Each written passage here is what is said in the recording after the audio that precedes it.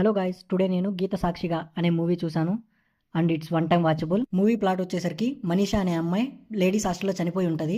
ఆ కేసులో కిరణ్ అనే అబ్బాయిని అరెస్ట్ చేస్తారు. అక్కడికి న్యూగా ట్రాన్స్ఫర్ అయ్యి వచ్చిన పోలీస్ ఈ కేసుని రివ్యూ చేస్తాడు. అసలు నిజమేంటి అని తెలుసుకోవడానికి కిరణ్ ని కలుస్తాడు.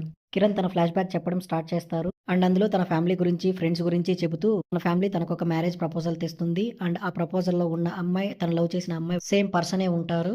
సో తన ఫ్రెండ్స్ వాళ్ళకి పార్టీ కావాలని అడుగుతారు. సో ఆ పార్టీ ఇవ్వడానికి ఒక పబ్ కు వెళ్తారు అండ్ ఆ పబ్ కి మనీషా అనే అమ్మాయి కూడా వచ్చుంటది. సో ఆ కేసులో ఈ అబ్బాయిని అరెస్ట్ చేస్తారు అండ్ కేసు ఒప్పుకోమని ఈ అబ్బాయిని టార్చర్ చేస్తారు. బట్ ఈ అబ్బాయి ఒప్పుకోడు అండ్ పోలీసులకి బాగా పరిచయం ఉన్న ఒక లాయర్ ని తీసుకెళ్లి మనీషా అనే అమ్మాయి చనిపోవడానికి కారణం ఈ అబ్బాయే అని ప్రూవ్ చేసి ఆ శిక్ష పడేలా చేస్తారు.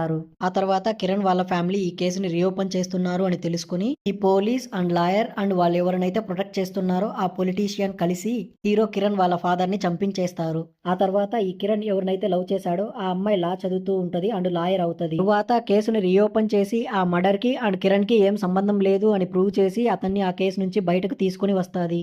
బయటికి వచ్చాక అసలు మనీషా ఎలా చనిపోయింది అని ఇన్వెస్టిగేషన్ చేసినప్పుడు కిరణ్ అండ్ తన ఫ్రెండ్స్ వెళ్లిన సేమ్ పబ్ కి మనీషా కూడా వెళ్లి ఉంటది అండ్ అక్కడ ఈ హోమ్ మినిస్టర్ కొడుకు మనీషాతో మిస్యూజ్ చేసినప్పుడు ఆమె ఆ అబ్బాయిని కొట్టి ఉంటది. రివెంజ్ కోసం ఆమె హాస్టల్ కి వెళ్లి ఆమెను చంపేసి వస్తాడు. హోమ్ మినిస్టర్ కొడుకుకు శిక్ష పడుతుంది. కోర్టు నుంచి జైలుకు తీసుకువెళ్తుండగా అక్కడ ఉన్న ప్రజలు అతన్ని కొట్టి చంపేస్తారు. ఇంకా ETV win. Like, share and subscribe my YouTube channel for more videos.